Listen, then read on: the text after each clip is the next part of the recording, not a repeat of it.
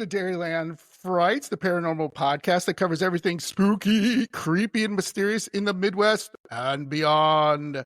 I'm your host, John, and today, boy, folks, it is my honor and your honor. I'm so happy that he decided to come on and be on my little podcast, and that is horror author and screenwriter Eric Miller. Yeah. Yay for me. Welcome, Eric. Well, thank you. I really appreciate being here. And I would like to say I am kind of creepy, and I am in the Midwest right now, so it kind of fits the theme. Oh, that's perfect. Perfect. Creepy in a good way. Creepy in a good way. Yeah. We got it. We got like the Children of the Corn vibe. We got like, scarecrows chopping people's heads off. God knows what we're going to have. Stuff in the basement. Yes. Yes. Nothing beats, come on, let's be honest. Nothing beats an old rickety farmhouse in the middle of nowhere in a cornfield that looks like it has not been whatever they do with a cornfield, plowed or whatever. With hopefully an old rundown church or cemetery next door. It's funny. I love old houses and places like that, and probably just because I grew up and I'm kind of creepy. But some people look at that and say, I wouldn't want to stay there. I'm like, that's the one I want to buy. I'm like, that's where I would live. Yeah, exactly. In that squeaky little, what do you call that? Little pinwheel big thing that pumps water. I'm trying to think of the name. I'm drawing a blank. Windmill. Thank you. Yes. Got that little squeaky, rusty windmill. Come on. They used to pump water. Now apparently they pump electricity or something. Yeah. So it's awesome. So let me introduce you to Eric. And Eric, please, if there's something I'm telling not correctly, please let me know. So you can go, well, maybe I don't do that anymore or whatever. But here we go. That wasn't me, I swear. You were there. Where were you on Wednesday the 7th at 8 p.m.? I was at a Lakers game. It wasn't me. I'm on camera. Anyway, go ahead. Tell me all about me, because I'd like to know. Yes. Because you don't know who I am, and I don't know who I am half the time. So it's always nice to be reminded. I hear you. And, you could be a doppelganger, by the way. I never really thought about that. Oh, well. Would you know if you were? I don't know. Probably you would have to have, you couldn't move your thumb or something. I don't know. Or you have two. So Eric he's not only a horror writer, folks, but he's also an experienced Hollywood screenwriter, which we will talk about, and editor. And he has won, and I didn't know this existed, but then again, this is why we're here. It's a learning time. You were nominated for the Bram Stoker Award for your work on Hell Comes to Hollywood, of the book, and its sequel. So that's pretty cool. I was just nominated for the first one, not the imaginatively titled sequel, Hell Comes to Hollywood 2. But even though I didn't win, I lost to some wonderful people, and who I can't even remember who I lost to now, but they were good and obviously better than me. But it was a tremendous honor to have the first book that I published, edited, Hell Comes to Hollywood, get nominated for an award. So I'm a very proud member of the Horror Writers Association, and not just because of that, because of all the work they do to promote horror and help writers, and just so many great friends and things in it. So again, great, huge honor that I'm still very proud of, and crossing my fingers someday I'm going to win the actual Stoker, but we'll see. Who knows? Absolutely. As a writer, any acknowledgement, if my writers out there, any acknowledgement is a good acknowledgement, right? I mean, anybody that goes, hey, you've been spending hours by yourself in your basement or cafe or wherever you write, and someone goes, hey, you know what, Eric? Pretty good job. That's a good job. It is huge, and most writers will understand that, but people who aren't writers, maybe readers, you may not understand. That's why I always go out of my way to say, if you like something, please recommend it wherever you bought it, either on Amazon, Barnes & Noble, the local library, wherever. Just say, hey, I read a great book on whatever your social media is, or just tell a friend, because we live in this vacuum. We write in a vacuum, and it can be very depressing. And writers, among other artists, are just filled with rejection. And then you put something out there, and it's just like you're waiting to either be torn apart by, this was the worst book ever written, or that this story was terrible, or just that great, hey, this was really entertaining, this moved me, this was great. And those tiny, let alone a big award, big awards are amazing, but it's every day, just a simple like. You don't even have to write something big. Just give it a star or two, or actually hopefully 5 or 6. But just say something, be vocal. And if you hate something, I'm always a fan of just move on, because not everything's for everybody else. You don't have to hate on something unless it's glaringly bad, but give us a little love. It's nice. And that helps people. It may help trigger an algorithm, but it also may just give us the energy to get up in the morning or stay up late at night and write the next one to entertain people. Yeah. And it really does mean a lot. And we really do appreciate the fans and anyone who reads and comments. Yeah, I couldn't have said that any better, Eric, because again, you have to really support your local author, your independent author. Those are what's going to keep moving forward, as I call the literacy train. So people aren't just looking at their phone and Facebook and whatever. But actually, you sit down and read a good book. There's nothing like it, right? Whether you get scared, whether you laugh, you cry. It's a great emotional thing to do, because it then really you is. share it with, oh man, read this book. You're going to love it. Unlike any other medium, and I'm a fan of movies and TV and music and videos and everything, art, but books to me are so unique because they get into your head and you're filling in the blanks with your own, as you're reading it, you're filling in the author's blanks, but the author's feeding you. And it's a very symbiotic, or maybe parasitic in some ways, relationship between the reader and the writer. And I don't think there's another art form that really gets into your head so much, because just, think about it. You're late at night, you're reading a book with the lamp on, you're not there. You've been transported to another world. You're seeing it in the cinema of your head. And that's, that's powerful and amazing. And again, I don't think any other format can do that. Maybe, psychedelic mushrooms or something, but that's not an art form. And I'm going to quote you from an article I researched about you. You said this, and if it's wrong, please correct me. Your soul is much more on the plate in a novel. So I love that quote. Like, I think that's something you said a little while ago, but I love that. Yeah. That your soul is there. Like, it's part of it, and that's awesome. You pour yourself into a novel, and you have room to explore not just the main character, but minor characters and side characters and all this, and the story. And even at the best of times, we're putting little bits and pieces of us and people that we know and experiences that we've had into that character. So you're very much putting bits and pieces of you and your writing style and all of these things and your descriptions. And it's the way we see the world. Writers kind of see the world differently, and every writer sees the world a little bit differently too, as opposed to a screenplay, for instance, where a screenplay is a blueprint. The best ones read exceedingly well, and that's what helps get them made and get bought and picked up. But a screenplay is a blueprint that 10 or hundreds of other people are going to take and interpret and tear apart and rewrite without your permission or telling you what to do. But it's really very much a collaborative thing, and that's awesome in its own right. But not as much of the writer's soul and heart makes it through in a screenplay, in my opinion. Sometimes it does. I mean, sometimes obviously it does. There's some wonderful examples, usually writer-directors who can maintain control over something, and probably not even horror at all. But I think a great example of that is still one of the best movies ever, is Sly Stallone, writing Rocky and hanging on and performing it and doing it. And there is more, even if you don't like boxing movies, oh my God, there is so much heart bleeding off the screen. And that comes from the screenplay and obviously his performance and all of these things. But again, it's much harder to achieve that in a screenplay. And I won't say easy, but it comes through more in the novel format. Yeah, right. And so this is one of my favorite quote from me. Yeah. Yeah, I was brilliant at that, at whatever quote that was. So yeah, that's absolutely brilliant. I might have some other brilliant quotes for you. Ooh. So the nice thing too is Eric grew up in the Midwest, but he's also spent over 30 years in Hollywood. So I love when Midwest boys do good and they go to Hollywood and at least do their best, because it's not for everybody, but it's awesome. And, again, I'm sure you have a bunch of stories you can tell on that, which couple million. We'll get, yeah. But one of the things I always like to hear is people in the Midwest, I think, and correct me if I'm wrong, we're a flyover state. Let's be honest, okay, whatever.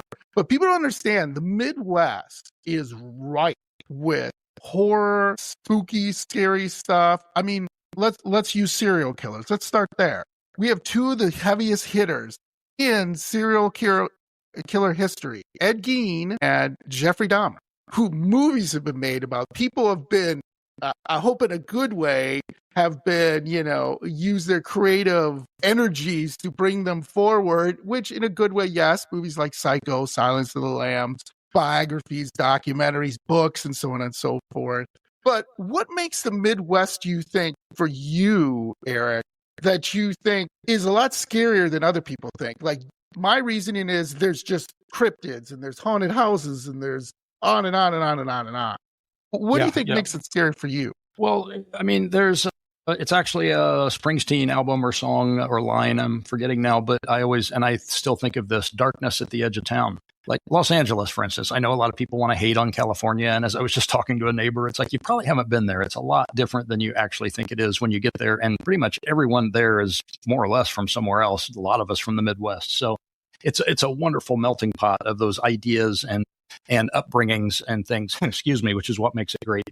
That factor of LA, big cities and everything, yes, there is darkness, there is alleys in a big city, there's lots of creepy things, but you get to the edge of the town in a small town. And yeah, we know what's out there. Kenny's farm is out there, Bob's dairy farm and all that. You've been out there during the daytime. You go drive into the national forest, you drive into the, just down a country road. There's something about that isolation and you can see a street light at somebody's farmhouse a ways and it's teasing you out there. Or one of the things I remember most from a kid driving back and forth from one small town to the other, going to grandma's house or coming back from, is seeing the radar towers flashing slowly in the night and listening to the radio and the radio skip that you could hear on the old AM days. And there's something about that just broad isolation, even though I saw a number at one point, and again, I'm going to paraphrase an old number, but something like around 80% of the U.S. population lives east of the Mississippi. Yeah. Again, some variation of that. The further west you get, the sparser it gets. And that's, of course, places like West Texas and New Mexico. Yes, there are population centers, but there are vast amounts of empty area in those places. But even with the mass population on the Midwest and in the East Coast, and it's hard to even go a mile without seeing a farm or seeing a farm light, you're still in the middle of nowhere. And even though help is like right there, is that really going to be help? You really go knock on the door? Is that going to be Ed Gain, or is that going to be somebody, or is it going to be a nice, kindly farmer with cookies that's going to help you get your truck out of the ditch, which is what 99.99% of people in the Midwest are all about. But I think that's massive. And it also, small towns, growing up in small towns, you have to use your imagination. I mean, we can't run off to the Galleria and go to the mall and go to the museum and do these things. You're in a small town. I still remember my high school hometown is Seymour, Indiana. Shout out to Seymour. John Mellencamp, famously from there. And one of John's early songs, and I'm forgetting the name of it now, but I still remember the lyric that if you're going to live around here, you better make yourself some real good friends. And that's true. I'm still best friends with some of the people that I grew up with and love them to death. We still talk, even though some are still there. We're still on the farm. Others are in Chicago. One is down in Austin, who knows where they're at, but wherever we're at, we're still those small town kids that had to use our imagination because you have to entertain yourself. You've seen the movie, you've gone to the 3 restaurants and, hey, a McDonald's opened a couple towns over. That gets boring and Big Lots went bankrupt. So what do we do now? And you got to go entertain yourself and entertain your friends. And you've got to make up stories and you make up things and you dream. You dream about other places, which again, can also be good and bad. Like I wanted to get out, other people wanted to stay, and that's beautiful. Some people go back and forth, and that's an amazing thing. So kind of rambling a bit, but I think that's why it's so rich. Great stuff. And, props to the great Stephen King. You might have heard of that guy. Yeah, I think I have. Obviously, yeah, I've heard of him. He's got a couple of books, I think, are on a bestseller list somewhere. He's up and coming. Something like that. Even though, yes, it's a lot of it's, Maine and it's the North, the Northeast, but still very Midwestern values, very small town. And I love reading Stephen King things because when you read his small towns, they're exactly like the small towns in Indiana or Wisconsin or Illinois or Iowa or Ohio, wherever we're at, the people are kind of the same. And again, the values shift and switch a little bit, but it's still very much that whole small town mentality. And I think that's, and it's amazing how he draws those characters and those people so incredibly well. Yeah, absolutely. Now, what's great about you is that not only your background is in books, but also like I said, you're a screenwriter. And I'll have to check out, I think I maybe seen this on the Sci-Fi Channel. You had Ice Spiders and Night Skies, which is sci-fi and for your horror fans and everything like that. I love that. I love that. Ice Spiders. What's a great combination? Spiders, the fear of spiders, and the fear of being, trapped in a hostile, cold environment. I mean, that's great. I love Right. that. And frozen by a spider, which actually they don't freeze you or anything. It's for the two people who haven't seen it. It's giant killer spiders at a ski resort, which was not my original idea, but has to probably be the most unique setup for a motion picture in probably the history of the world, I'm thinking. So I love that. yeah. How did you were you like somewhere in the Midwest one day and you saw a spider and you went, "Hey, it's cold out, spider." Spiders. No, that was actually unique. A producer friend of mine was a approved producer making a product for various outlets, but the Sci-Fi Channel had approached him to make the movie, and someone, I'll never know who, had the idea. They had the title already, and they had the opening scene, which is, if you haven't seen it, spoiler alert, a couple of hunters hunting something and get hunted themselves by an ice spider.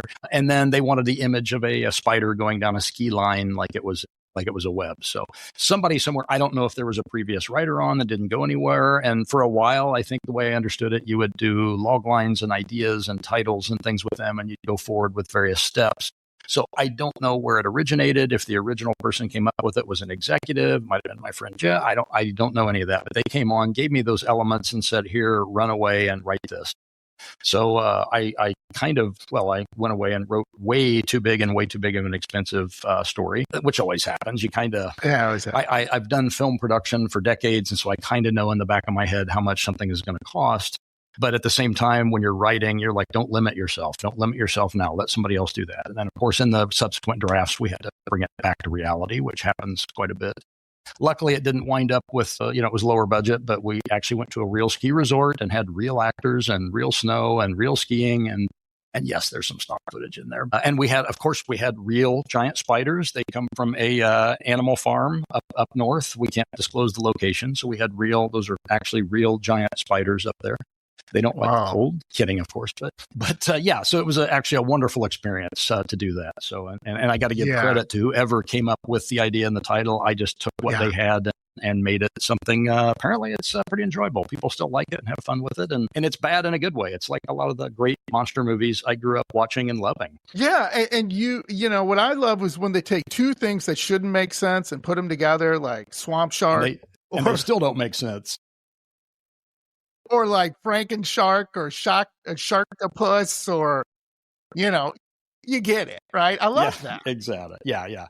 No, that is fun. And obviously the king of the genre is the Sharknadoes. Come on. Yeah. I mean, again, you can love it or hate it, but at the end of the day, you just got to give credit and a high five to whoever sat there and went, I know, a giant tornado of sharks. And then they pull it off, and it's fun and weird and exciting.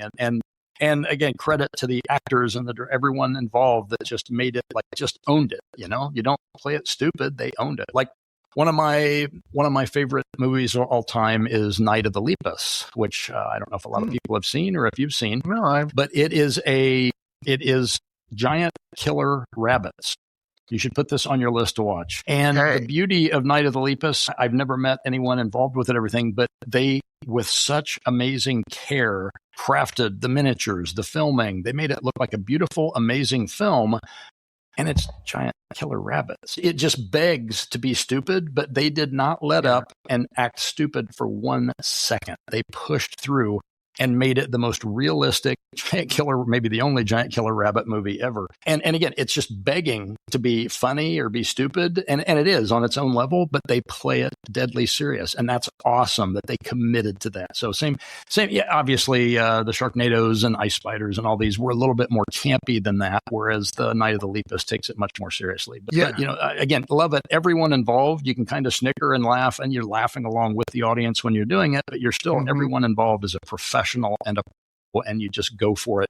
You hang it out there for everyone to make fun of and laugh and love or hate, and then you just pull something off magical. Yeah, and it takes you away from there's some really great movies out there. I still watch Marvel movies and everything to kind of turn my brain off and have some fun.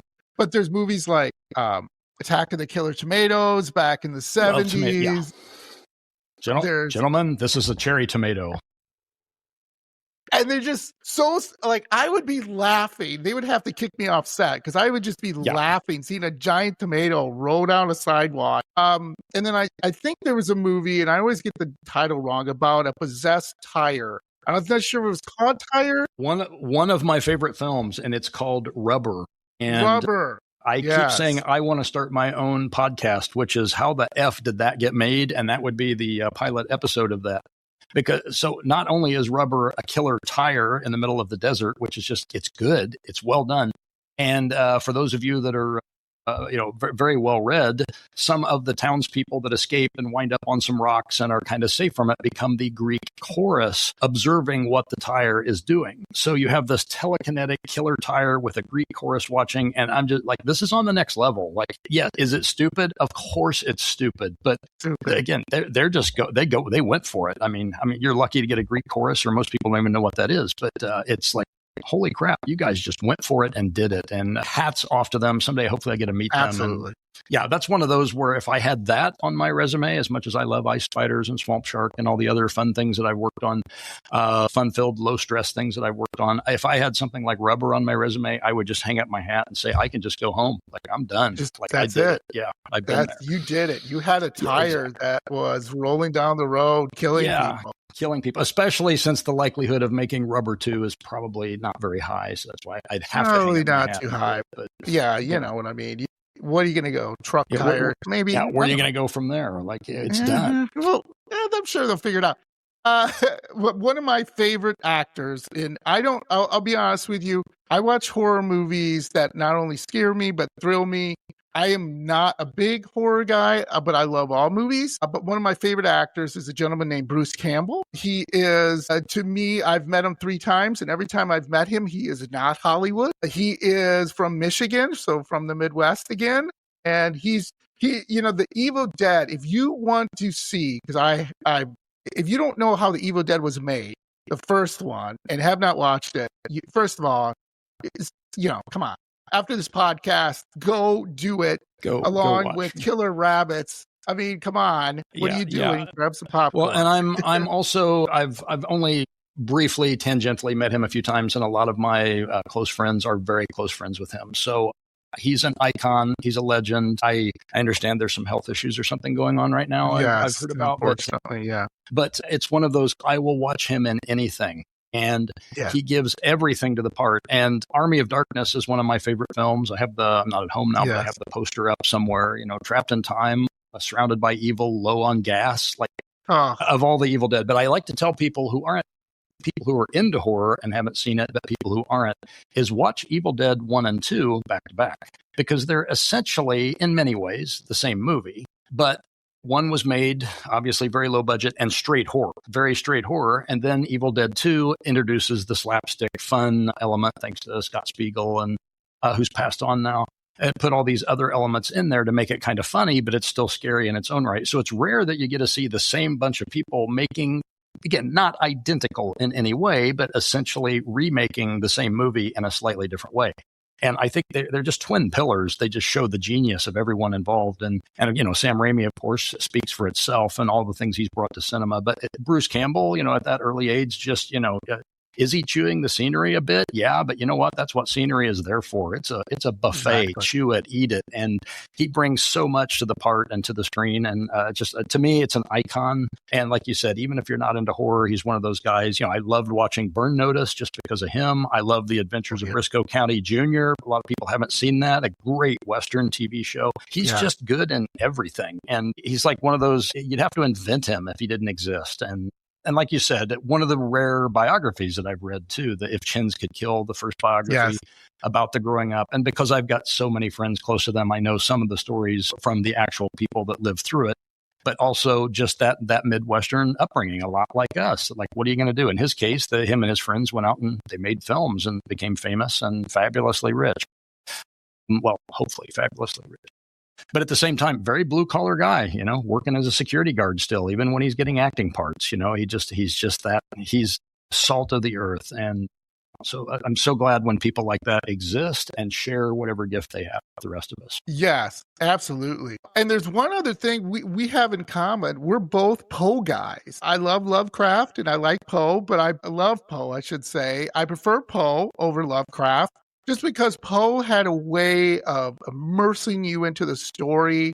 He had a way of bringing you in where you're just like, is this really happening? Like, Is this one of my things is the Mask of the Red Death, where it's just, again, it's not a long story, but it's just one of those things where you're like, you can see yourself there and you can see, the people at this party and you can feel the death and everything that's happening above them and everything. And that's what I loved about Poe. And he just found a way to just really immerse you, like I said, into the story, and also found a way to make things just like, can that happen? You know what I mean? That happen? Yeah. I've always said that way too. Yeah, right? I've always said that to me, and I'm not a scholar, I'm a fan, I'm not a scholar, and I don't want to make any of the legions of Lovecraft fans or the Outer Gods angry or anything by saying this, but to me, Lovecraft is more atmosphere and setting, and obviously the pantheon and the creations that he made and the creepiness and everything were, and was still great story and characters. But Poe kind of leans the other direction. Poe to me is much more about story and characters and a little bit more grounded in the real world. Like you say, a friend of mine once said that what scared her in horror films and horror books was that could happen to me. And so even though there are settings that, Lovecraftian, the whatever, you open the closet and the Yog-Sothoth comes through or whatever. But in general, Poe feels more like to me that like you're walking down a street and on the East Coast or somewhere, and that kind of stuff could actually happen. It feels more real and more grounded and gothic. And I think too, not to get all weepy or anything, Poe is like very gothic and very, very love, lost Lenore and things like this, that much more human driven emotions of things that make things horror. So I think that may be why I hope I'm encapsulating this well. And again, sorry, Lovecraft fans, I love Lovecraft. I love his creations. And the stories, but Poe is kind of much more my style. Yeah, absolutely. And, again, we all probably had to read The Raven in school, and been like, this is so boring. But now when you get older, you're like, wow, here's this guy just basically, pouring his heart out, I would say. And he's having this raven and he's not really sure what this raven's going to do. And you're not really sure what this raven's going to do. Is the raven going to bust in and poke his eyes out? Or is it going to, whatever? You don't know. And this guy's just sitting there talking about it. And you see him it just moves you to like, okay, what's going on here? Like there's this guy looking at a bird outside a window. But it's more than that, right? It's just this great, great horror piece that is, to me, the basis of horror. Like if you're looking at the foundation, right? Poe is there. Like how many people take from Poe and be like, well, let's do this, let's do that. Oh, this would be a good story. He's the Mount Rushmore, if you want to say, of horror writers or authors in general.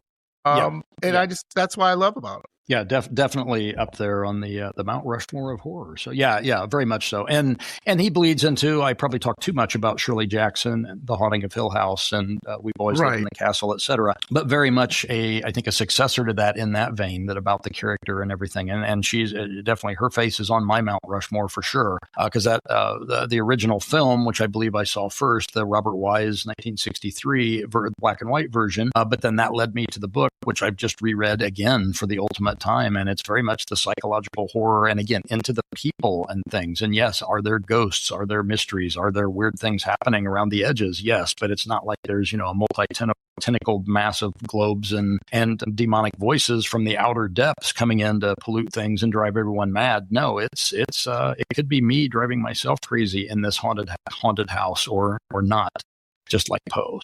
Yeah, exactly. And again, you probably read the story too.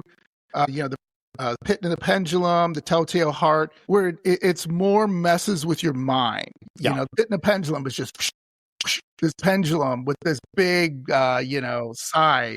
What a great, and that, I think that led to me wanting to have a cat live in a castle with a dungeon. But who thinks of that? What was he work? I think up some strange things in the middle of the night, but like, ooh, let's have a big mechanical pendulum is a razor blade that swings back and forth. Like, what? Wait, what? What the heck? Yeah, and I love that because again, it's so interesting. So one of the things with horror writing too, is there is a time or a moment that kind of tips you over to this is what you want to do. Can you tell me about that? Was it watching late night television and seeing Vincent Price or the Hammer films, or was it just one day you were just like, man, this is what I want to do. I want to write horror. Yeah, I think I saw the sales number and a picture of Stephen King's mansion that decided it for me. They'll do it. You nailed it. It was probably the Pit and the Pendulum or these early things. I don't know the exact moment. It's kind of lost in the mists of time, and I think it grew over the years. But as I'm watching old late night movies in Indianapolis, I believe it was Channel 4 and the great Sammy Terry, showing some of the great ones, and eventually going to theaters and sneaking out and seeing horror movies. And I'm big into science fiction still this day too. I just love genre stuff. I love fantasy. I love grimdark. I love horror, love sci-fi. But eventually, I don't know where the spark was. I think, maybe it's just I've come from a line of storytellers. My dad was kind of a storyteller. And it turns out my grandmother was too. I found a bunch of poems and things that she wrote as I'm going through stuff here at the place, and I didn't even realize that. So I think just in me, just being a storyteller comes out. I think it's a Midwestern thing too. All Midwesterners love telling stories. Yeah. And I just wanted to get a little bigger audience out there and tell some of the dark, twisted, weird ones, like some of my heroes were, like Poe, and like, hey, I got a weird, creepy idea. I can tell it like Poe, and hopefully give others the same feeling that I got when I read them.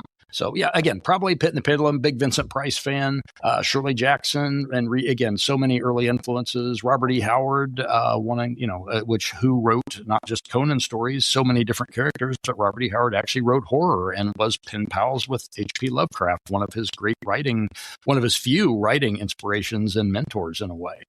So I just love the very crisp, clean prose, and to this day I remain a gigantic Robert E. Howard fan. And again, not just the Conan stories, which I love and are easy to love on their own, but Pigeons from Hell is one of my favorite short stories, and it's a flat out horror. It's a tough guy action thing, but he has to stop in the middle of probably the Appalachians somewhere and go spend the night in this weird old house. It's Robert E. Howard flat out writing a horror short story. It's amazing. Yeah, I love that. And I'm going to hit you with another quote here of yours, if you remember this one.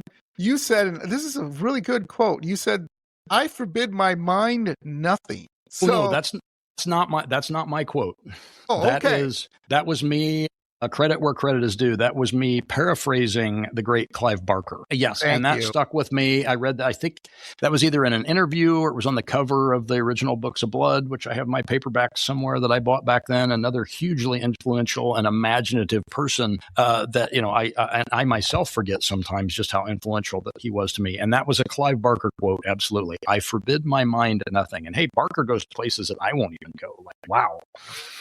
He goes there. Exactly. So before we get into a little more, some interview questions to learn a little bit more about Eric, we're going to have a little fun here. I'm going to do some rapid fire questions. So the first question for you. Yes, put you on the hot seat. Go. And it's really hot. I got a button right here that I'm going to hit if you give me the wrong answer. That's why my face is so red. Yeah. So first question, what scares you? Well, if anyone uses this against me, I will punch you hard when you least expect it. I can't stand creepy dolls. Me and you, we're fully on it. Well, just stop with the creepy dolls. I mean, I need to rewatch Magic, great Anthony Hopkins movie with the ventriloquist doll, but nothing skeezes me out probably more than that. And hey, I don't like spiders either that much, but whatever. It's an animal. You can squish it or you can run away. But just the whole creepy doll phenomenon, I don't know why. I don't know what it is about that. And again, if anybody plays a practical joke or something, you're in big trouble. I hear you. I just did a episode with this woman who studies demon folklore, and she actually was possessed by a demon when she was young, and she was telling her story. And right behind her, Eric, were this shelves of porcelain dolls and stuff. And I said to her, her name was Victoria, and I said, Victoria, do you know how hard it is for me to get through this? And she's like, with those right she's there. Like, yeah. And she's like, oh, is there something wrong? You're not feeling well? I said, no, your dolls, they're freaking me out. I just started laughing. I had one sitting on a box behind me, and I moved it so it wouldn't be in the frame because I knew it would just be accidentally staring over my shoulder. the whole time. And I'm like, and it's a nice little sewing doll or something. But you know what? Honestly, okay, creepy dolls, whatever. Are they possessed? That's something. But honestly, what really gets down to it is the unknown. And I think that's what scares so many people. And that's a very real, very fundamental thing. And we talk about, the cavemen sitting around the firelight, or campers today sitting around the firelight, or us sitting around our digital firelight with all of our Googles and internets and AIs and everything. And we can see and learn and know everything, but there's still a void. There's still the edge. It's the darkness at the edge of town. What's out there? What's in that house? What's going on? And then we get out into space, what the color out of space. But you get outside of this boundary of the comfort zone, whether it's our bed or our firelight or our planet. Suddenly, what's out there? It's the unknown. Part of that's thrilling. Part of that's exciting. But at the same time, and it's also, we've all had it. What scares you in the real world? Starting a new job. What's it going to be like tomorrow? Going in for a job interview, trying a new restaurant, trying a new type of food, going to a town you've never gone to, or seeing a movie or meeting someone for the first time. You don't know what's going on. And again, there's a thrill and we push ourselves to do it. But in the back of our head, there's that tinkling of the unknown that we're afraid of and things that are different than what we might expect. And I think that's the fundamental thing that really gets most people. Yes, absolutely. So second question, you're on a deserted island. Which 3 horror writers, characters are you going to be with, or who would you like to bring with you? So you can bring a horror writer and you can bring some characters, and they can be fake, like you've written them in your books or other books, or you can bring, if you want to, someone, maybe you want to bring a serial killer with you. Why? I don't know, but maybe you want to. I think I would bring Dexter first off, just because I love the show, love the character, find him absolutely fascinating. I think we could hang out and talk. Plus, I don't deserve to be butchered, so I think I'm relatively safe from the guy. So, anybody else who's mean to me, he's going to go whack him. So it's like the best buddy you could ever have. Best stuff. So I'll bring Dexter for some strange reason. I was going to say Jack Reacher too, so in case in case Dexter went wrong, he could there you something. go. That would be an interesting pair. I've always said he's not a horror writer, but I think I've always wanted to just have a cup of coffee and hang out with Kurt Vonnegut. Another big influence on me, great writer, originally Indiana, went to New York and so many things, and fighter for free speech and terrific writer. And they say he's science fiction, but he wasn't necessarily science fiction. He was just a great literate writer, and he created some of my favorite characters and best stories ever. It's like, we may not be, hanging out on the beach getting a tan or anything, but I just think I just like to sit down and have a cup of coffee and talk about books and life and things with Kurt Vonnegut Jr. It's just one of the most fascinating people to me. And then of course, in the horror world, you got to throw it. I guess one of my Reacher was just a joke, so I got to throw out, probably Stephen King. Good grief. I mean, so much to talk about, so much to do, just like what an electric, alive mind. And, just from similar, small town places, knowing small town people, but I just love the sheer imagination that he brings to things. And it just blows me away. And we could talk about, writing and again, life and small towns and people and horror and everything probably forever. So until we drove each other crazy and attacked each other over the last coconut, while Dexter's standing there laughing. Yeah. I would like to see that movie, by the way, if you make that into a movie. So for favorite horror scene to rewatch, is there a favorite scene that you like? Man, I love this. Wow, there's so many, but I think the one that still gets so many people, and there's so many great, wonderful scenes in John Carpenter's The Thing. But the next level when, if you don't mind, I'd rather not spend the rest of the winter tied to this fucking couch. And then everything that happens, and then the monster and the flamethrower and the head burns off and falls off the side of the table. Spoiler alert. And then the head grows spider legs and runs away. I mean, just that entire sequence in The Thing is both just character, story, special effects, direction, acting, mastery. And it still blows my mind to this day when I watch that. And it just keeps going. Again, it's enough with the monster screaming and yelling and melting and the characters and the chaos and everything going on. And then when the head sprouts the spider legs and scuttles away. And the capper to that is that Carpenter takes the moment to get the reaction of the people watching it. Like, I think, is it McCready or whoever says, "Are you fucking kidding me?" It grounds it, even though it's the most fantastic, insane thing you've ever just seen. And I remember seeing that, first time now, and even 3 months ago, that scene just blows me away on every level. And I love it. I love that. I mean, that's such a great scene. One of my favorite movies too. John Carpenter, Halloween and everything like that. Still is a great scene. And I'm glad that horror's got away from the jump scare. The people, you're taking a shower, you wipe off the mirror. There's Eric behind you with a knife. Not to say Eric would be there behind you with a knife, but if he is, there is where you be. The door was open. What did you want me to do? And the knife was laying right there. Come on. It's like I was invited. Horror 101. All right. So let's get a little into your craft, shall we? This is one of my favorite parts of the interview. So let me ask you this. Do you prefer, now this can be in your screenwriting or in your books, do you prefer all out gore or psychological chill? I flip back and forth, but I like more psychological. But then again, I just quoted my favorite movie scene of all as one of the greatest gore scenes ever made. So, if I had to pick one, I'm much more into the psychological and the human motivations and everything. But who doesn't just love a great gore scene? And I love monster movies of various types. Everything from a werewolf to Frankenstein to the monolith monsters or the magnetic monsters or them, the giant ants, whatever variation. Godzilla, giant Godzilla fan. I like that too. So it's tough, but what I don't like personally, I don't like gore for gore's sake. I don't like, the term torture porn. I don't need to watch a dissection manual. I don't need to watch Faces of Death or whatever that was. I think they're remaking it or remade that or something. Like, how do you remake something of people dying on camera without, I guess you go kill new people? I don't even know. But I don't even know if that was fake to start with, probably. But I'm not into just being gruesome for gruesome's sake, either in my books or in my movies. I just don't like that. If it comes out of story and character, wonderful. Bring it on. Let the blood flow. Let it fly. And hopefully in a fun context. Like, I think another favorite horror movie scene is Lionel with the lawnmower in A Brain Dead or whatever it's called, the Peter Jackson zombie movie, mowing back and forth in the living room with, 8 million gallons of blood going on. I'd watch that much more than something like, a torture thing. But there's some amazingly brutal, intense torture films out there. And again, when it comes from the story and the character and it's there for a reason, I get it, I accept it, and I love it. I guess gratuitous is the word that I don't like. I'm not into gratuitous anything. Sex, gore, anything, any of that. Like, no, make it come out of the story and characters. Work it in. Don't just spring it on me because. Yeah. And that makes total sense because, again, then it's not about, as they say, moving the plot forward or making it. It's just blood for blood's sake. Like, let's just get a bucket of blood and then we're just going to throw it on you. And okay, there we go. I mean, like, all right, but why did it do that? Why you know what I mean? Save that for the Gawar concert. That's what it's for. So. Yes. I love that. So your first book is What Happened to Uncle Ed. Is that correct? My first novel is Whatever Happened to Uncle Ed. Yes. Yeah.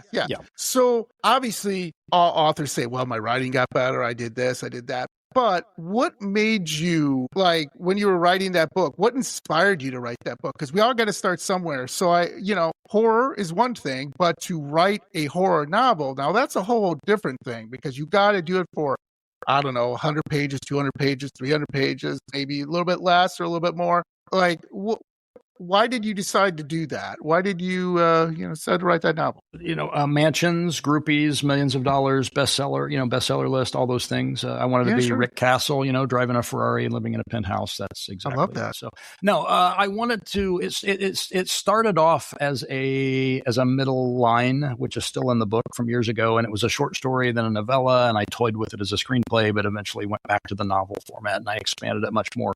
And I wanted to explore some things that fascinate me about, I call it sports obsession, the obsession to win. But I also equate, and the lead character in it is a former high school basketball star who's through life and demons and family curses has interrupted that. And he's got to put his desire to win into a different direction, into ultimately a better, more noble direction, but way more dangerous than playing a basketball game. But I like that obsession to win has always fascinated me. Even, from a race car driver, knowing, like, back in the day, racing is a lot safer now, but people still die. People still get hurt. And you're strapping into a machine that's going to go 200, 250 miles an hour. And it's not just for the thrills of the people watching and to be super. It's the people that push that edge. And the same people, the basketball players, be it a Kobe Bryant or, Michael Jordan or my hero, Kareem Abdul-Jabbar, just that are willing to take that shot at the last second as the buzzer to lay it out, that will put their body and their mind and their life on the line. And yes, are some of these people making millions of dollars and getting fandom and all that to do what they do? Sure. Is that why most of them are doing it? Hell no. They're doing it because that desire to win. And I also equate that at the same time. So I wanted to explore that, which I do in the novel, but I also go into a very, I want to say Midwestern, but it's probably kind of a universal thing of doing your job. That doing your job is so intrinsic to who and what we are growing up, whether it's working in the factory, working in the warehouse, being a farmer, being a dairy farmer, being a cheesemaker, whatever you do, being a truck driver. The job, doing a good job, is so endemic to our personality. Look at the people that go into the coal mines knowing that, yes, it may be the only job around, the only good job around, but knowing that you're breathing in coal dust and you might be dying from that. But at the same time, you want to feed your family. You want to do a good job. You want to do it. So just like that sports star that wants to win the game, we want to win the game of life. We want to just, I guess, is it proving to ourselves, proving to others that we're going to do something and we're going to do it right and do it to the best of our abilities. And to me, those are kind of intertwined. And I focus on kind of weave both of those together and explore that through all the various characters in the novel. Plus, I just had some ideas for some really great, wild, imaginative locations and scenes and things, and very much into family and family curses. And I'm a giant fan of, I want to call something the mythology of the elders, that when you're growing up, we make our parents, our grandparents, our great-grandparents become these mythological people because we're small, they're big, they have lives, they do things. And as you get older, you realize they're just people like us. They may be failed, they may be great, they may be the best or the worst ever. Sometimes they're terrible, sometimes they're wonderful. But I also like exploring that of what makes us who we are, what happened to us when we were kids and through our lives, and what good lesson, what bad lesson did we get and learn, and from that, and how do we deal with that every day, and what do we pass on to the next generation, to your kids, your friends' kids, your nephews, your nieces, whichever. There's a whole lot of stuff going on in there that I wanted to explore, and I think I nailed most of that.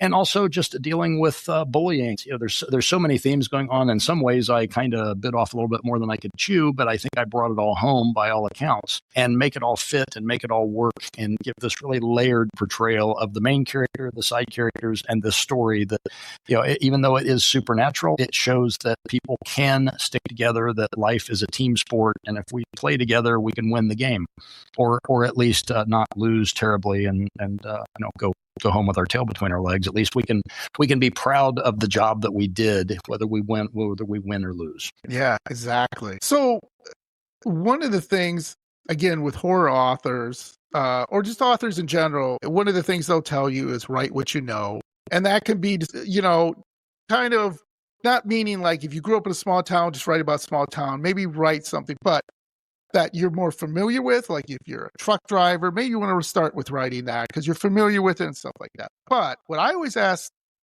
horror authors or authors in general is what, especially now in horror, is can you remember a truly terrifying experience that maybe changed you when you were younger to maybe give you an idea for a character or a story, or just, kind of get you going, with horror? Yeah, you know what? I don't really have one in particular. Most of my characters, stories, and events are little bits and pieces of people I've known, things that I've done, places that I've gone. I think every writer does that. We're pulling in those little bits and amalgamizing them and putting them in a blender, and it kind of comes out the other sides.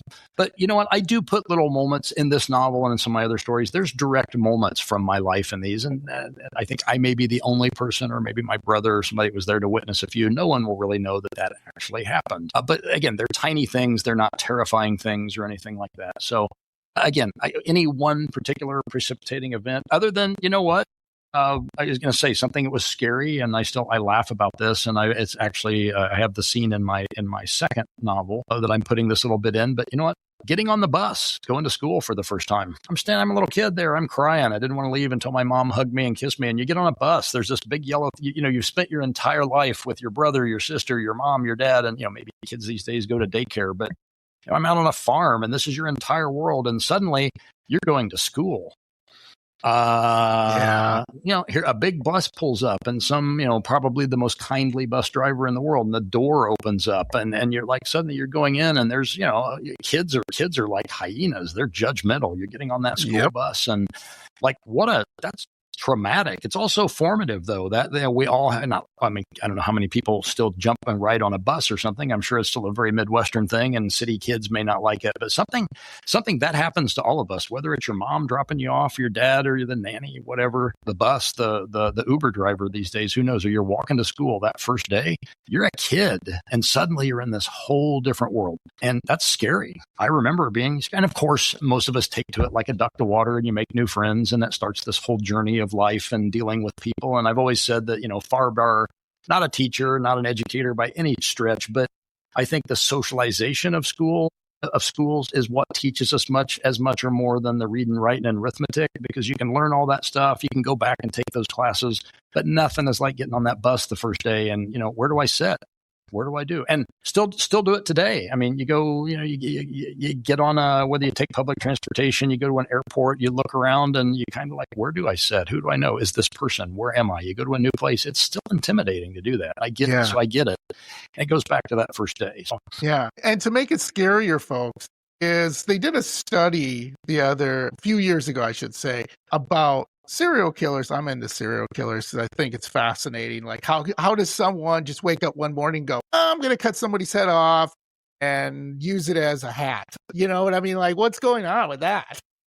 I'm not trying to make light of it, but I'm just saying, like, again, if it's raining, you need a hat. Yeah. You might not have had one. Yeah. So they said with like for me, I have a really boring real job in sales and marketing, and I've met, Eric, thousands of people over my years. And they said, there's a good chance you probably bumped into a serial killer or passed a serial killer when you've been talking to those people. And that makes it even more scary because you sit down in an airport and that guy might have just, like, I use, not to get off on tangent, but here we go. Like BTK, if you see BTK, Frank Rader, I believe it's Dennis Rader, he looks like your neighbor. Like he's going to come over and you guys are going to cook out burgers or have a beer. You would never guess. Never in a million years. Yeah. Never. And no, you never would. And that's how most of them are. And it was funny. You mentioned earlier when you said the Midwest being about the serial killers. I know there's, again, not an expert on it at all, but I've read about there's kind of the industrial loop around from basically Chicago through Detroit to all this, where all of the heavy metals and the pollution and things. And there's what I was reading was that there's a larger cluster of serial killers from this general area. Does that mean that any of that is causing people to do what they do? Is it life? Is it DNA? Is it whatever? No one knows. But there does seem to be, from what I read, some kind of a correlation in this broad industrial corridor. And I was startled recently. Either I knew about this and blanked it out, or it was just new because I don't follow serial killers a lot because it's really horrifying and scary. But I believe it was called the Interstate Killer that was operating in the area where I'm at and where I grew up in the late 70s and 80s. Correct. I was the prototypical victim. I went out, I hitchhiked.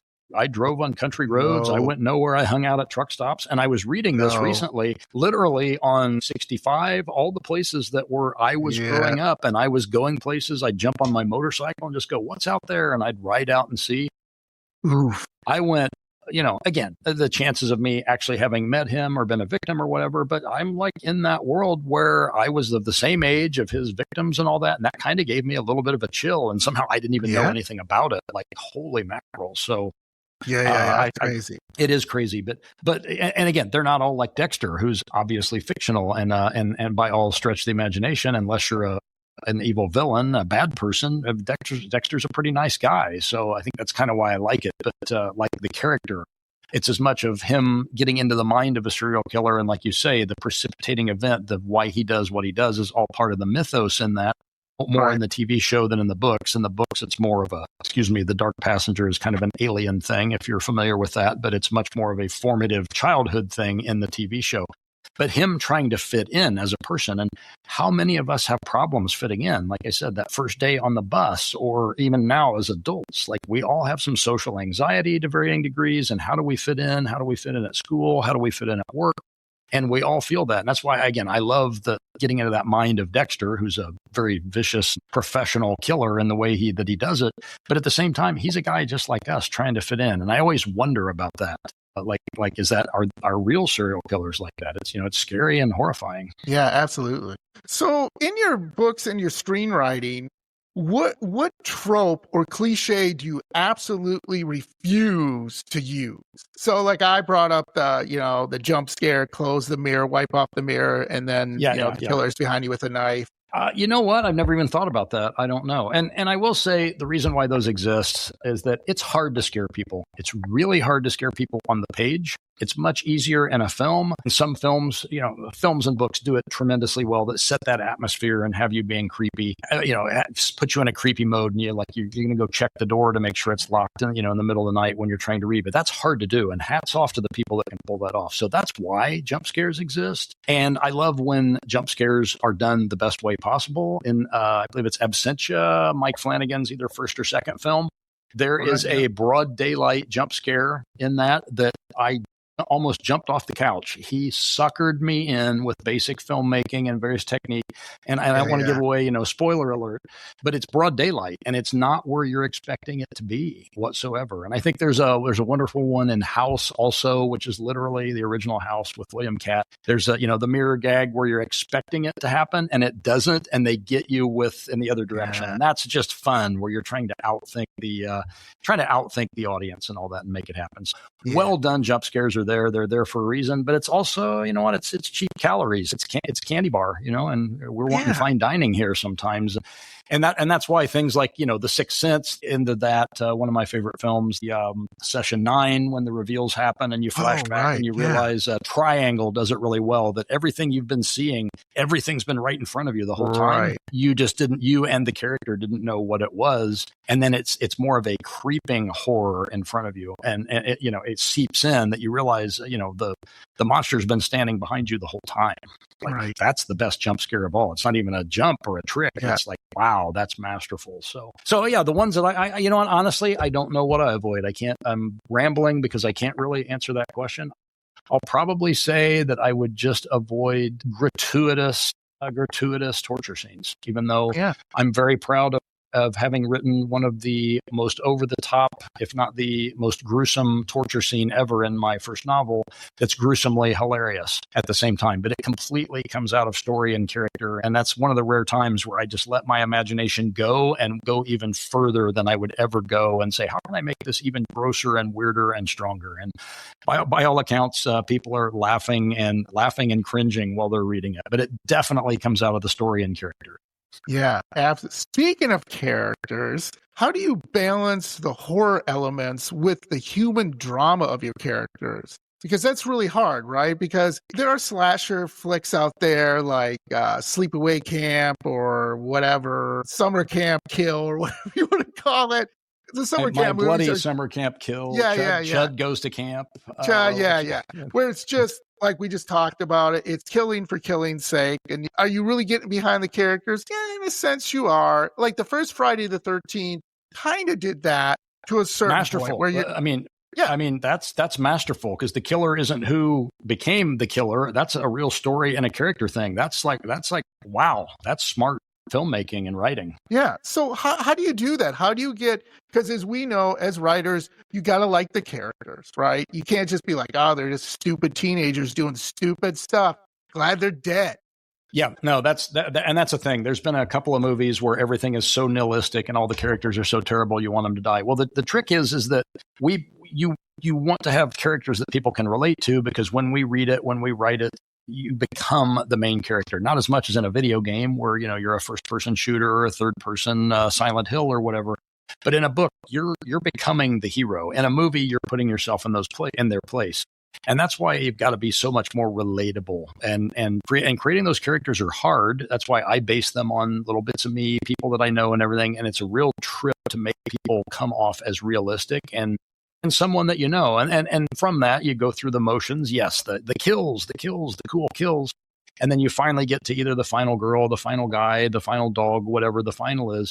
But it's that person that you want to root for. And smart writers do that. Not everybody does it, and not everybody does it well, but you've really got to have a character that you root for. I mean, look at an example of Terminator 1 versus Terminator 2. Suddenly the killing machine is who you're rooting for. And we completely appreciate the Terminator for who and what it is, or what it is in the first movie, which is, it absolutely will not stop until you're dead. It's a force of nature.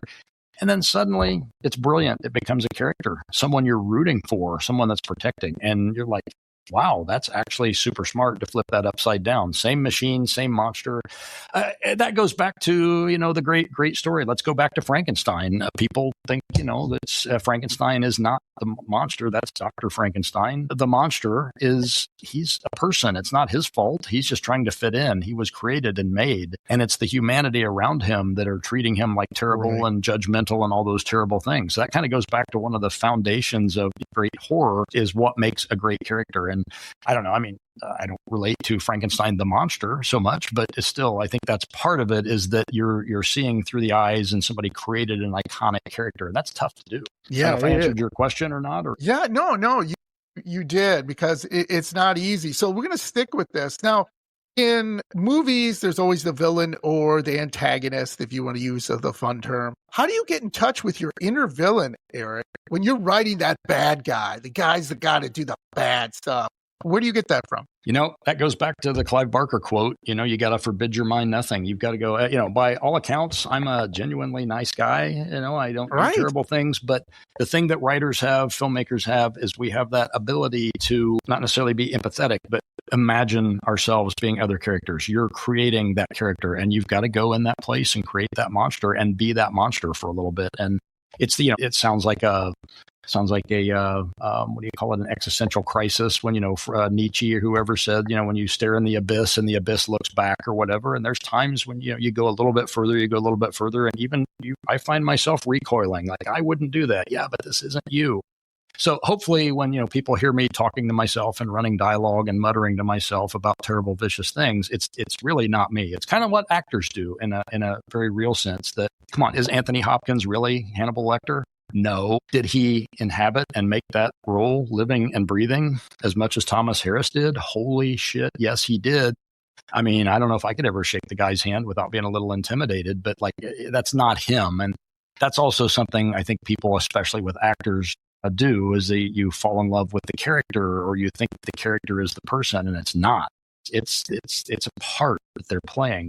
And I think a lot of them love that. You get to go do dark things. You get to do things. But as a writer, as an actor, as an artist of any kind, you're kind of exploring the darkness of human psyche. And that's where the bad stuff happens. And I don't know who said it. I'm sure it's somebody famous or not, but monsters aren't scary. People are scary.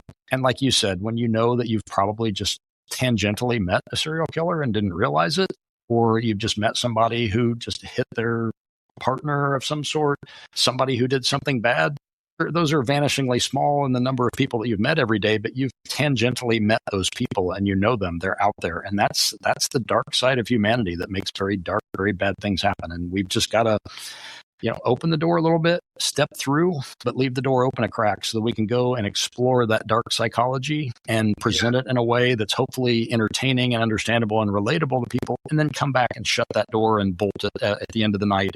Leave that monster in there on the page wherever he is, and so we can come back to our own safe place. So, and that's what I think people like about horror, is we get to go to dark places in a safe place. In your living room, with the doors locked, you can go to some place terrifying. In a movie theater with other people, you can go to this horrible, terrible place, but you're still safe in your chair. You can experience it, but not be completely out there in the wild unknown. Yeah. Yeah. And that's what makes it fun and interesting. So what is the hardest part of writing a horror story? Wow. Just for me, physically sitting down and getting my ass in gear and writing the story, but coming up with something. That's every writer says that. We talk about writer's block and executive dysfunction and all. Every excuse. I'll actually clean the house or pick up cooking or learn a third or fourth language.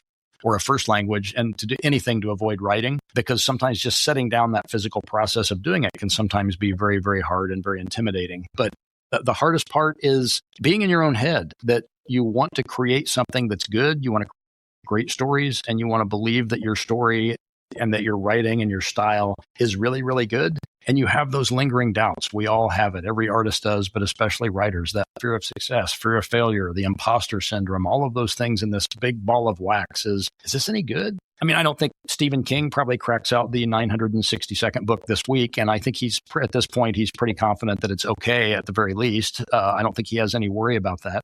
But the rest of us normal human beings are like, is this good? Did I do a good job? And you don't know. You really don't know. And ultimately, there's a whole lot to talk about on that subject. And at the end of the day, you write it for yourself. And after you've written for a number of years, like I have and so many other writers, there is a level of confidence that it may not be for everybody, but it's good. And it's good enough. And I own it. It's mine. It's what I wanted to say in a worthwhile form where most of the grammar is correct. And it is going to entertain and maybe enlighten people. And I'm comfortable with that. But there's still, again, that little door creaks open a little bit. And there's a little voice back there. Maybe this sucks. You suck. Yeah, exactly. Or sometimes the door's wide open and you hear somebody going, you suck. You're like, hey, you say, thanks, Mom. Thanks. No, but I don't. I'll move out of the basement. Yeah, exactly. Shut up. So last question that I've obviously writers who have reached out to me after some episodes and have, just said, hey, I really appreciate you talking to this author and everything. But they always want to know, what is the best piece of advice you have received regarding your writing? Yeah, I get that question a lot, and I wish I had a better answer. And my answer is always, don't quit your day job or get a haircut and get a real job or something. It wasn't, I can't really recall a positive thing. I know so many writers and friends who have trusted me or have entrusted me with their views of saying, you're pretty good at this, keep going. And that is gold to hear it, especially from people that you respect. And I also like hearing I have a couple of friends of mine that are just savage critics. And I know that when I send them something, they're just going to rip it apart, and rightfully so. They're not doing it to be mean. They're doing it to be, to be critical in a critique way. And when they come back and say, hey, that was pretty good. But I'm more driven by the people that said, don't do this, get the real job. I do have a real job in some respects, but I never quit wanting to write and tell weird stories and be strange and pass little bits and pieces on to somebody else. There's that little bit of a fire that, that's why I still have longish hair and still do what I do. And it's just like, because I want to prove them wrong somehow. When sadly they were probably right. And maybe I should have stayed at the warehouse or went into the coal mine or something. But here I am. Too late now. Yeah. And we do it as writers for the love of it, because it makes you happy that you can sit down. Because in a regular job, you're like, file this, put that away, do this, blah, blah, blah. But in a write, you can be like, well, today I'm going to write about a lizard guy who attacks a town of small, whatever, and blah, blah, blah. And you start writing and you're like, this is absolute garbage. But maybe garbage, but I'm having fun writing it. I'll actually flip that. It's the advice that I've given a bunch of people that I wish someone would have given me, but I give it to myself. Okay, great. Write what you want to write. Don't let anyone tell you what, unless they're paying you, unless you sign a check, get a deal, good for you. Then you write exactly, yes, sir. Oh yeah, let's write exactly what I want. But if you're on your own, you're writing a spec script, you're writing a story, you're doing whatever, write what you want to write. Don't let anyone tell you different. And I don't care if it's your lizard people in the basement, whatever you're doing, if it's a comedy about this, whatever it is, even if it's the least likely thing to ever sell, write the story, tell the story you want to tell, because it's yours, you own it. Whether people buy it, people like it or not, you have to like it, and it's what you wanted to do. So do that. And hopefully, hats off that it changes lives and it's successful and makes you a fortune and sells 1 billion copies. Even if it doesn't, you're proud of that weird little story that you told. And that's what matters at the end of the day. We do it for ourselves. We hope that other people get something from it. You got to please yourself first. Yeah, exactly. And not a creepy, weird way. I couldn't have said it better myself, except for the last thing. No, I mean, except for that. Yeah. That's a different podcast. That's your own private space. I promise this is the final question. I could talk to you for hours, Eric. You're amazing. This has been beyond everything I thought it would be. So have you ever, I've done this, and you shouldn't do this. Please don't do this. If you're sitting there and a movie comes up and you watch the movie and you go, damn it. Why didn't I think of that? 100 times. Is there one movie, though, if you can say, like, you were like, damn it? There are so many, and some of them are just so ridiculously obvious that are right in front of you. But I was just texting a friend about this earlier, and it's become, this is kind of proof that I have watched movies that were made after about 1990 or somewhere. So I don't just only watch old things. I watch newer things too. But One Cut of the Dead has become one of my favorite films. It's definitely in my top 10. I've probably watched it going on 14, 15 times now. I'm going to keep watching it forever for so many different reasons. For those who don't know it, it's a Japanese zombie movie it's a film about a low budget Japanese film crew making a zombie movie that get attacked by real zombies. That's not what you're watching. You think that's what you're watching. It's not. I can't say more without spoiling it. And on the surface, I want to be able to say, oh, why didn't I think of that? The reason why is because that's genius. The reason I didn't think of that idea, it's not simple. It only seems simple. Right. And it is simple, but the execution of it and having that idea, it's like setting right there, and it takes absolute pure genius to come up with that. And I'm the first one to admit I am not worthy of that. I hope that someday I can, come up with that one, like rubber or whatever we're talking about, that one idea, the killer tire or the whichever. But it's just like, again, because it's not that simple. It seems simple. No. It's not. Because if it was that simple, everyone would be doing it. I think that's William Goldman, one of the greatest screenwriters of all time. His statement of nobody knows nothing. Yes. That if everybody knew what made a hit movie, every movie would be a hit. And it's not. And even the best people at the end of the day are like, oh, wow, that was right there in front of me. I should have thought of that. Should have thought of that. Yeah, and you kick yourself. Mine is SpongeBob SquarePants. Why didn't I think of that? A sponge. Why? A talking sponge that's got square pants. Come on. Like, John. Everyone was waiting for that. Like, oh my God. So this interview has been phenomenal. You are welcome back anytime, Eric, because I had so many questions I didn't get to go into the craft and everything like that. But where can my spooky friends find you? Where can they find your work? Where they can give you a little bit of love and buy your books and all that good stuff? All that fun stuff. I'm not super active on social media, but I do the Instagrams every now and then. It's at Raging Eric with a C. My website, kids even go to websites anymore, is Eric Miller Writes. My small press is bigtimebooks.com. And I'm on Amazon, IMDb. Just look up Ice Spiders, and somehow the writer will pop up. And for the record, I'm proud of the 1-star and below reviews that some people have gloriously given. As proud as I am of the bigger ones, and I'm glad it entertained people. But at the same time, I think one of the 1-star reviews, I read it and almost fell off my chair laughing and saying, this guy gets me. He knew exactly what I was doing when I wrote this. So yeah, I'm out there in the world. And my first novel, again, Whatever Happened to Uncle Ed. My anthologies are Hell Comes to Hollywood 1 and 2, 18 Wheels of Horror, 18 Wheels of Science Fiction. And that's about it for now. I love it. So again, I know I've said this a million times. All my authors have been on. They're wonderful, creative people who have great stories to tell. Please do yourself a favor. Go and support them because they are the lifeblood of what is out there, okay? Stephen King already has enough money. He's going to be fine. He's fine. Trust me. But authors, you can help any way you can. Just like Eric said, just say, hey, I read this really good book. You're at work. I read this really good book. Here, I'm going to loan it to you, or go to the library, or whatever, or buy it. Whatever you want.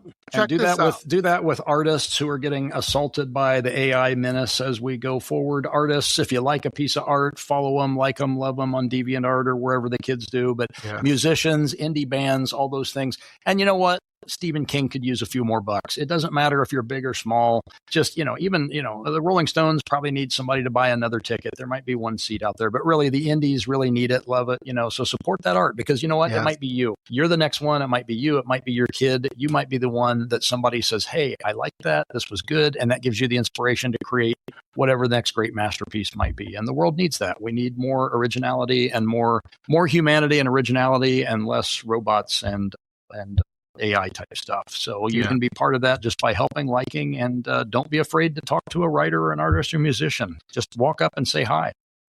Yeah. We're mostly not. Promise they won't bite you. Well, I shouldn't promise that. So that one guy does, but we'll get, that's different. That just happened. Exactly. That was one-time thing. Anyway, thank you, Eric, for going overtime with me. Like I said, you are welcome back anytime, my friend. Maybe we can figure something out near Halloween. Bring you back on the show if you're available. I know it's probably a busy time for you, but who knows, right? So thank you so much. Again, love it. And always stay spooky. Thank you. Appreciate being here.